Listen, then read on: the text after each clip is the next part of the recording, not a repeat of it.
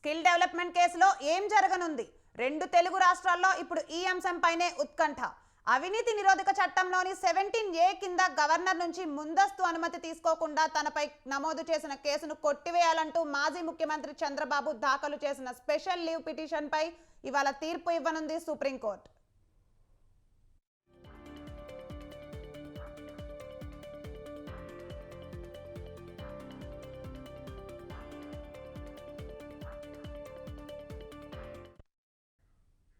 TDP అధినేత చంద్రబాబు నాయుడు దాఖలు చేసిన క్యాష్ పిటిషన్పై జస్టిస్ అనిరుద్ధ బోస్, జస్టిస్ బేలా ఎం త్రివేదితో కూడిన ధర్మాసనం తీర్పు వెల్లడించనుంది.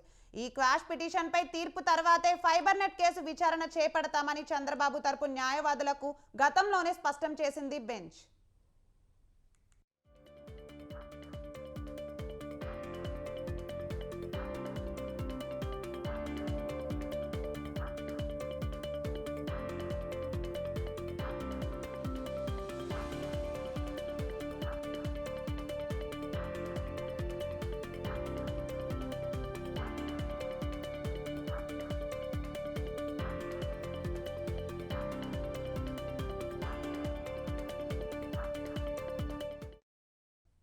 మరోవైపు చంద్రబాబుకు హైకోర్టు బెయిల్ ఇవ్వడాన్ని సవాల్ చేస్తూ ఏపీ ప్రభుత్వం వేసిన కేసు కూడా పెండింగ్ లో ఉంది. దీంతో ఈ రెండు కేసుల విచారణ ఈ నెల 17, 19 తేదీల్లో విచారణకు రానుంది. ఈ లోపుగా ఇవాళ 17A పిటిషన్ పై తీర్పును వెల్లడించనుంది సుప్రీంకోర్టు.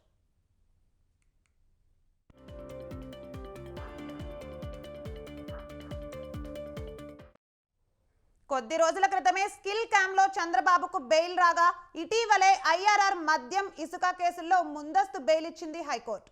ఇలాంటి వేళ సుప్రీంలో 17A పై ఎలాంటి తీర్పు వస్తుందోనన్న ఉత్కంఠ తెలుగు తమ్ముళ్లలో నెలకొంది.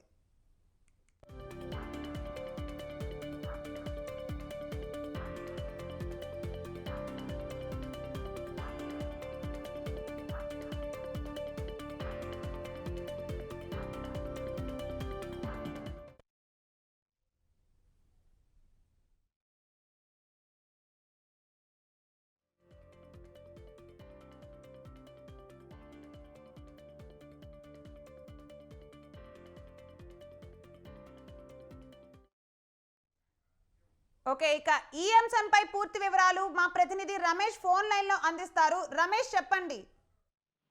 Thank you Priya Sharma.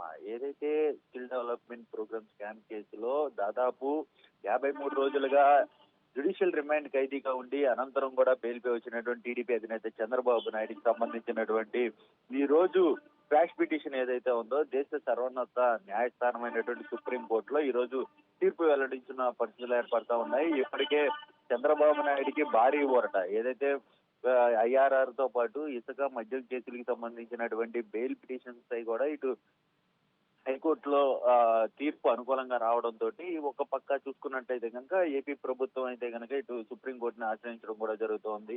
ఈ రోజు చూసుకున్నట్లయితే కనుక క్వాష్ పిటిషన్ పై ఒక కొలిక్కొచ్చే అవకాశాలు కూడా కనబడుతున్నాయి. ఎందుకంటే సెక్షన్ 17A అనే దానిపై అయితే కనుక చంద్రబాబు నాయుడు అరెస్ట్ అయిన అనంతరం కూడా జరిగినటువంటి ఈ పరిణామాల్లో వాదనలన్నీ కూడా ఈ సెక్షన్ 17A చుట్టూ కూడా తిరిగాయనే చెప్పుకోవచ్చు. ఎందుకంటే సిద్ధార్థ్ లోద్రా సైతం కూడా వాదనలు వినిపించడం కూడా ఈ సెక్షన్ 17A పైనే కూడా వాదనలు వినిపించారు. ఎందుకంటే ఒక హోదా సీఎం హోదాలో ఉండి మాజీ సీఎం హోదాలో ఉన్నటువంటి చంద్రబాబు నాయుడు అరెస్ట్ చేస్తే మాత్రం గవర్నర్ అనుమతి తప్పనిసరిగా కూడా పొందాలి. అయితే గవర్నర్ ఆమోదం లేకుండానే ఇటు చంద్రబాబు నాయుడు హుటాహుటిన అరెస్ట్ చేశారు. అరెస్ట్ చేసిన అనంతరం కూడా దాదాపు రోడ్డు మార్గానే ఇటు చంద్రబాబు నాయుడు కోర్టులో హాజరుపరిచారు. ఈ పరిణామాలన్నీ టెక్నికల్ పరిణామాలన్నీ కూడా ఇటు చంద్రబాబు నాయుడు తరపు న్యాయవాదులు పెద్ద ఎత్తున లేవనెత్తిన అంశంగా చూసుకోవచ్చు. అయితే ఈ నేపథ్యంలోనే ఇటు చంద్రబాబు నాయుడికి అనుకూలంగా వస్తుందా వాదనలకు సంబంధించినటువంటి అంశం అనే దానిపై అయితే కనుక తెలుగు తమ్ముళ్ళందరూ కూడా టీడీపీ ముఖ్య నేతలందరూ కూడా వేచి చూస్తున్న పరిస్థితులు ఏర్పడతా ఉన్నాయి. అయితే ఈ క్వాష్ పిటిషన్ మాత్రం కొట్టివేస్తే ఇంకా పూర్తి స్థాయిలో అన్ని కేసులకు సంబంధించిన అంశాలన్నీ కూడా వీగిపోతాయని కూడా మనం పరిగణలోకి తీసుకోవచ్చు. ఎందుకంటే ఇటు ఐఆర్ఆర్ కేసు కావచ్చు, అదేవిధంగా మధ్య కేసులు ఇవన్నీ కూడా ఇక నుంచి కూడా చంద్రబాబు నాయుడు అరెస్ట్ చేస్తే మాత్రం గవర్నర్ అనుమతితోనే ఇటు అరెస్ట్ చేయాల్సి ఉంటున్న పరిస్థితులు అయితే ఏర్పడతా ఉన్నాయి. ఈ కేసుతో అనుగుణంగా మరికొన్ని కేసులు ఉన్న నేపథ్యంలో ఇటు చంద్రబాబు నాయుడికి అనుకూలంగా వస్తుందా లేదా అన్న దానిపై అయితే తీవ్ర ఉత్కంఠ కొనసాగుతూ ఉంది. అయితే వచ్చినా రాకపోయినా కూడా చంద్రబాబు నాయుడు ప్రస్తుతం బెయిల్పై ఉన్న నేపథ్యంలో ఇటు ఎటువంటి ఇబ్బంది లేదు అంటూ కూడా ఇటు చంద్రబాబు నాయుడు సంబంధించినటువంటి ముఖ్య నేతలందరూ కూడా వెల్లడిస్తున్న పరిస్థితులు అయితే ఏర్పడతా ఉన్నాయి. Priya Sharma. Right, thank you Santosh.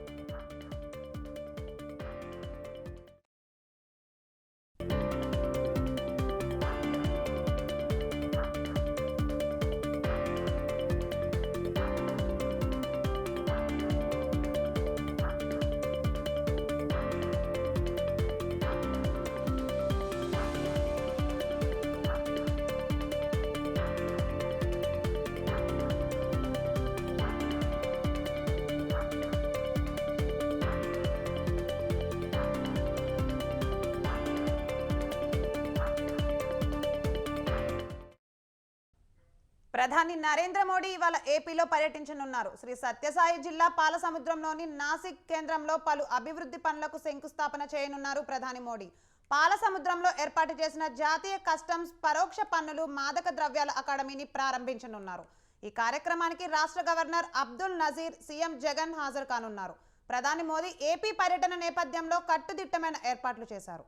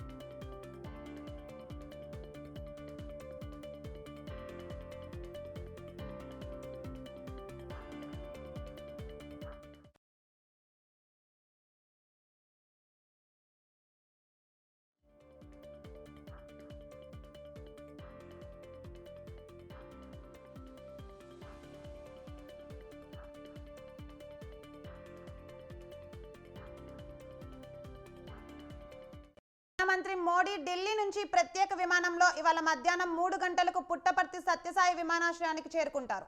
అక్కడి నుండి ప్రత్యేక హెలికాప్టర్లో పాలసముద్రం సమీపంలోని నాసిన్ కేంద్రానికి చేరుతారు.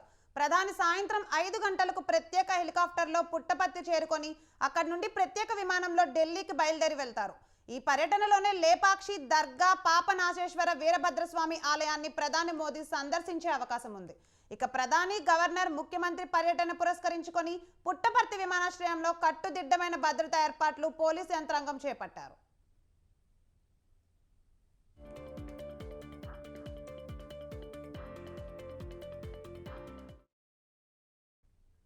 ఆసియా ఖండంలోనే ప్రత్యేక గుర్తింపుతో 541 కోట్ల అంచనాలతో ఈ నాసిన్ ఏర్పాటు కాబోతోంది.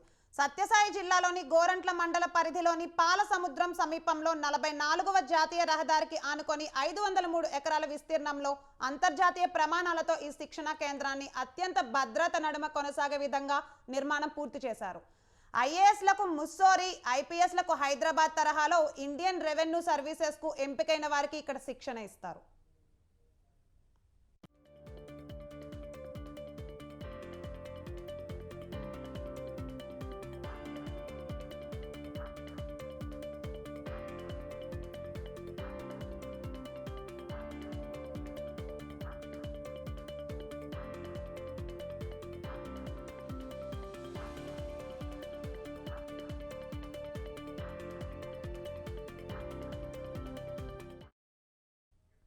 శిక్షణ పొందే వారికి అన్ని అవసరాలు లోపలే తీర్చే విధంగా నిర్మాణాలు జరిగాయి. అంతేకాదు ఆవరణలోనే సోలార్ సిస్టమ్ కూడా ఇప్పటికే సిద్ధం చేశారు. శిక్షణలో భాగంగా అవసరమైన విమానాన్ని తీసుకొచ్చారు. నాసిన్ కోసం ప్రత్యేక రైల్వే లైన్ నిర్మాణానికి ఏర్పాట్లు జరుగుతున్నాయి.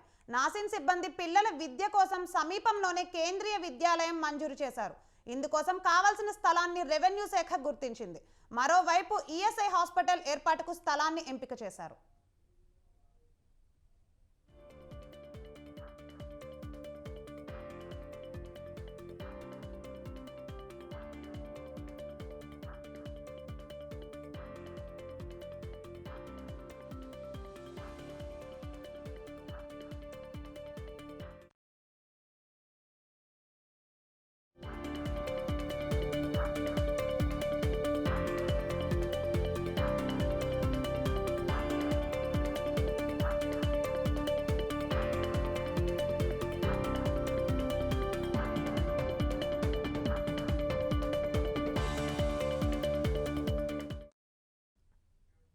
ఢిల్లీ మద్యం కేసులో బీఆర్ఎస్ ఎమ్మెల్సీ కల్వకుంట కవితకు ఎన్ఫోర్స్మెంట్ డైరెక్టరేట్ నోటీసులు జారీ చేసింది. ఇవాళ విచారణకు హాజరు కావాలని నోటీసుల్లో పేర్కొంది. లిక్కర్ కేసుకు సంబంధించి గతంలోనూ కవితకు ఈడీ సమన్లు జారీ చేసింది. అయితే ఈడీ జారీ చేసిన నోటీసులపై స్పందించిన కవిత విచారణకు హాజరు కాలేనని తెలిపింది. లిక్కర్ కేసు విచారణ సుప్రీంకోర్టులో పెండింగ్ లో ఉందని, తాను విచారణకు హాజరు కాలేనని ఈడీకి ఈమెయిల్ ద్వారా కవిత తెలిపింది.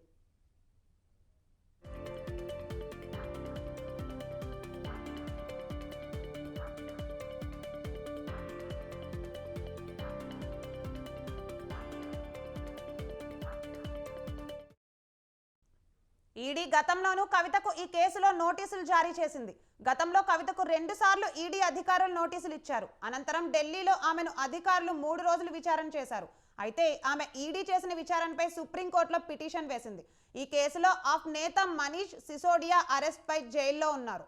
లిక్కర్ పాలసీ స్కామ్ కేసులో ఢిల్లీ సీఎం కేజ్రీవాల్ కు ఈడీ 4 సార్లు నోటీసులు ఇచ్చింది.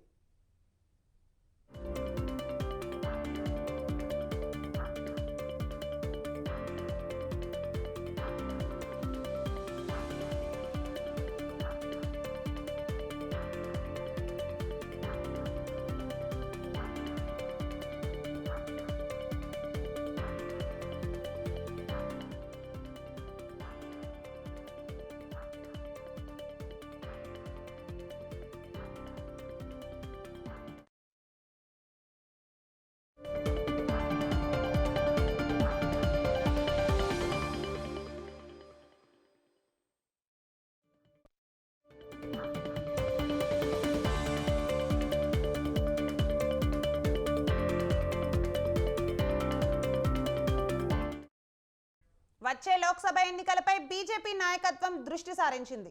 ఇవాళ ఢిల్లీలో బీజేపీ జాతీయ అధ్యక్షుడు జేపీ నడ్డా అధ్యక్షతన జరిగే కీలక సమావేశానికి దక్షిణాది రాష్ట్రాల నేతలు హాజరు కానున్నారు. తెలంగాణ పార్లమెంట్ స్థానాలను 5 క్లస్టర్లుగా చేసి ఒక్కో క్లస్టర్కి ఒక్కో నేతను ఇన్ఛార్జిగా బీజేపీ అధిష్టానం బాధ్యతలు అప్పగించింది. తెలంగాణ నుండి క్లస్టర్ ఇన్ఛార్జీలు జాతీయ ప్రధాన కార్యదర్శి బండి సంజయ్, బీజేపీ రాష్ట్ర అధ్యక్షుడు కిషన్ రెడ్డి, రాష్ట్ర ప్రధాన కార్యదర్శులు హాజరు కానున్నారు.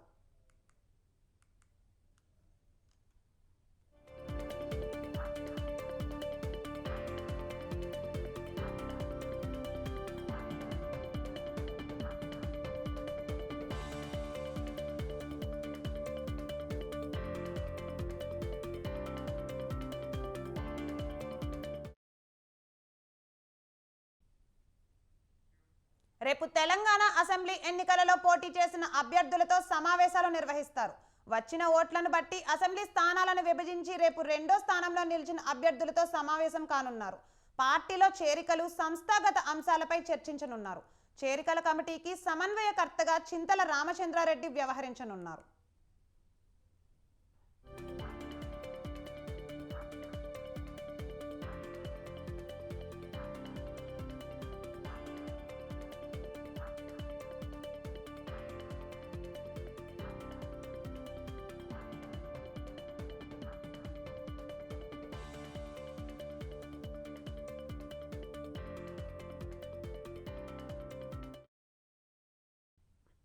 ఎమ్మెల్యేల కొనుగోళ్ల వ్యవహారం తెలంగాణ రాజకీయాల్లో మరోసారి హాట్ టాపిక్ గా మారింది.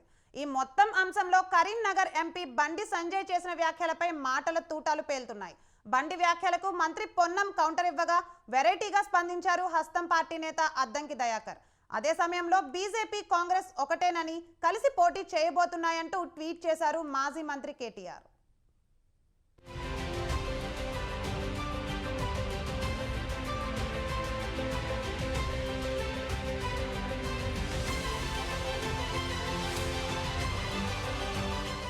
సార్వత్రిక ఎన్నికలకు సమయం దగ్గర పడుతోంది.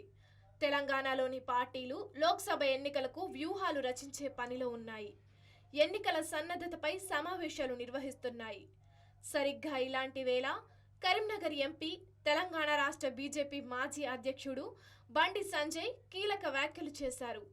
కాంగ్రెస్ ఎమ్మెల్యేలను కొనేందుకు బీఆర్ఎస్ అధినేత మాజీ సీఎం కేసీఆర్ ప్రయత్నం చేస్తున్నారంటూ ఆయన చేసిన వ్యాఖ్యలు పొలిటికల్ సర్కిల్లో తీవ్ర దుమారమే రేపాయి. ఇప్పటికే హస్తం పార్టీకి చెందిన పలువురు ఎమ్మెల్యేలు కేసీఆర్తో టచ్లో ఉన్నారంటూ ఆరోపించారు బండి. పార్లమెంటు ఎన్నికల తర్వాత రాష్ట్రంలో ఏమైనా జరగొచ్చని అన్నారాయన. కుట్రలకు కేర్ ఆఫ్ కేసీఆర్ అంటూ అభివర్ణించారు కరీంనగర్ ఎంపీ. కాంగ్రెస్ పార్టీ ప్రభుత్వం రాష్ట్రంలో 5 ఏళ్ల పాటు సుస్థిరంగా ఉండాలని తాను కోరుకుంటున్నట్లు చెప్పిన బండి సంజయ్ కేసీఆర్ కదలికలపై ఓ కన్నేసి ఉంచాలన్నారు.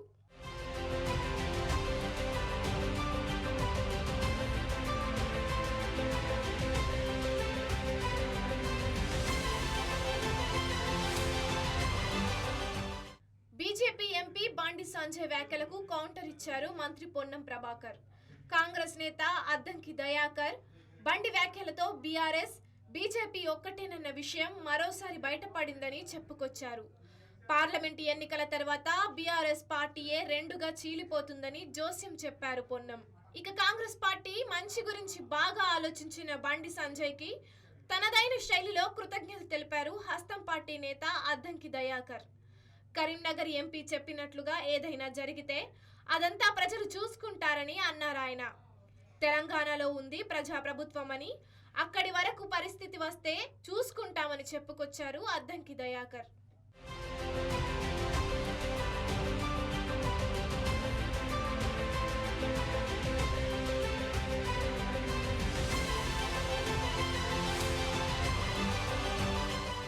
మరోవైపు బీజేపీ కాంగ్రెస్ 2 ఒక్కటేనని ఆరోపించారు బీఆర్ఎస్ వర్కింగ్ ప్రెసిడెంట్ కేటీఆర్.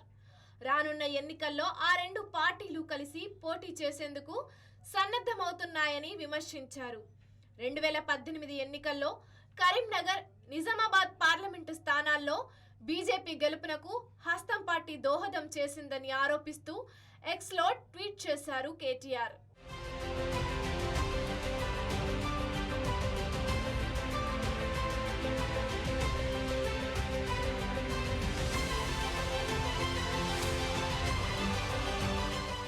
మొత్తంగా బండి సంజయ్ చేసిన వ్యాఖ్యలతో రేపు పార్లమెంటు ఎన్నికల తర్వాత తెలంగాణలో ఏం జరగబోతోందన్నది ఆసక్తి అంతకు మించిన ఉత్కంఠ రేపుతోంది.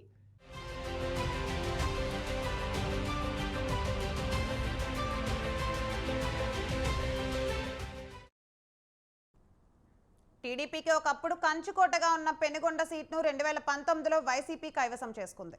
అయితే వైసీపీ సిట్టింగ్ ఎమ్మెల్యే శంకర్ నారాయణకు అసమ్మతి సెగ తగలడంతో అనంతపురం ఎంపీ అభ్యర్థిగా వైసీపీ అధిష్టానం ఆయనను ప్రకటించనున్నట్టు తెలిసింది. కళ్యాణదుర్గం ఎమ్మెల్యే మంత్రి ఉషా శ్రీచరణ్కు పెనుగొండ సీటు ఇవ్వనున్నట్టు తెలిసింది. ఇక టీడీపీ విషయానికి వస్తే ఆ పార్టీ టికెట్ కోసం చాలా మంది ఆశావాహులు ఉన్నట్టు సమాచారం. సామాన్యంగా పార్టీలో పేరొందిన కృష్ణమూర్తి పేరు ప్రముఖంగా వినిపిస్తోంది. పెనుగొండ నియోజకవర్గం రాజకీయ ముఖ చిత్రాన్ని ఇప్పుడు చూద్దాం.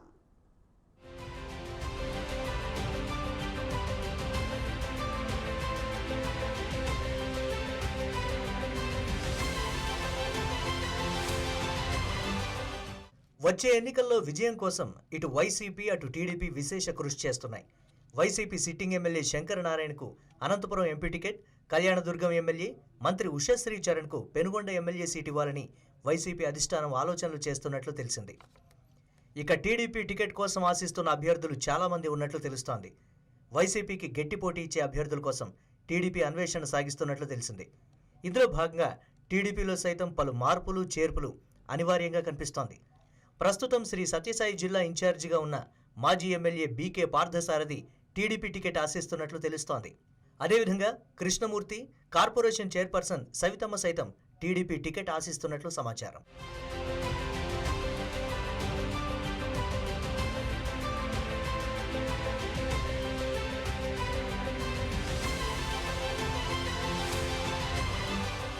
గతంలో టీడీపీ ఉపాధ్యక్షుడిగా పనిచేసి పార్టీ కార్యక్రమాల్లో చురుగ్గా పాల్గొన్న చరిత్ర కలిగిన కృష్ణమూర్తి కురుబ సామాజిక వర్గానికి చెందినవారు. ఆయనకు సౌమ్యునిగా, వివాదరహితుడిగా పార్టీలో పేరుంది. దీంతో ఆయన పేరును టీడీపీ అధిష్టానం పరిశీలిస్తున్నట్లు తెలుస్తోంది. తనకు టికెట్ ఇస్తే మంచి మెజారిటీతో గెలిచి చంద్రబాబుకు నియోజకవర్గ గెలుపు గిఫ్ట్గా ఇస్తానని తెలిపారు. లోకేష్ యువగళం పాదయాత్రలో కృష్ణమూర్తి ఆయన వెంట అడుగులు వేశారు. చంద్రబాబు సైతం కృష్ణమూర్తిపై సానుకూల వైఖరి ప్రదర్శిస్తున్నట్లు తెలుస్తోంది.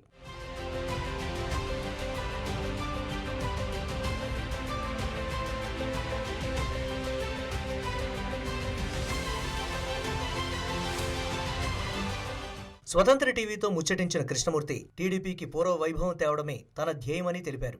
అన్ని సామాజిక వర్గాలతో మమేకమై గ్రూపు రాజకీయాలకు తావు లేకుండా పార్టీ శ్రేణులతో కలిసి పనిచేస్తానని ఆయన తెలిపారు. టీడీపీ గెలుపు, చంద్రబాబు తిరిగి సీఎం కావడం ఇదే తన ధ్యేయమని కృష్ణమూర్తి చెప్పారు. అత్యధిక బీసీ కులాలు తన వెంట ఉన్నాయని, అధిష్టానం ఆదేశిస్తే పెనుకొండలో పోటీకి తాను సంసిద్ధమని ఆయన తెలిపారు. మరి అధిష్టానాన్ని కూడా కలవడం జరిగింది. జాతీయ అధ్యక్షులు చంద్రబాబు నాయుడు గారిని, ప్రధాన కార్యదర్శి లోకేష్ గారిని కూడా కలవడం జరిగింది. కొత్త వారికి అవకాశం ఇవ్వండి, నాకు కూడా ఒకసారి అవకాశం ఇవ్వండి, చాలా గ్రూపులు పార్టీలో అడిగాను. ఈసారైనా అవకాశం ఇవ్వండి సార్ అని చెప్పేసి కూడా నేను వాళ్ళని రిక్వెస్ట్ చేసుకోవడం జరిగింది. అవకాశం తప్పనిసరిగా ఇస్తే నా వంతు నేను పెనుకొండ నియోజకవర్గాలకి ప్రజలకు సేవ చేసుకోవడానికి అవకాశం కల్పిస్తారని చెప్పేసి కూడా అధిష్టానం నేను రిక్వెస్ట్ చేసుకోవడం జరిగింది. కాబట్టి నా వంతు నేను పార్టీకి ఎప్పుడు కూడా అన్ని వేళలా పార్టీ బలోపేతానికి కృషి చేస్తానని చెప్పేసి కూడా ఈ సందర్భంగా తెలియజేస్తున్నాను. సామాన్యమైన కార్యకర్త కూడా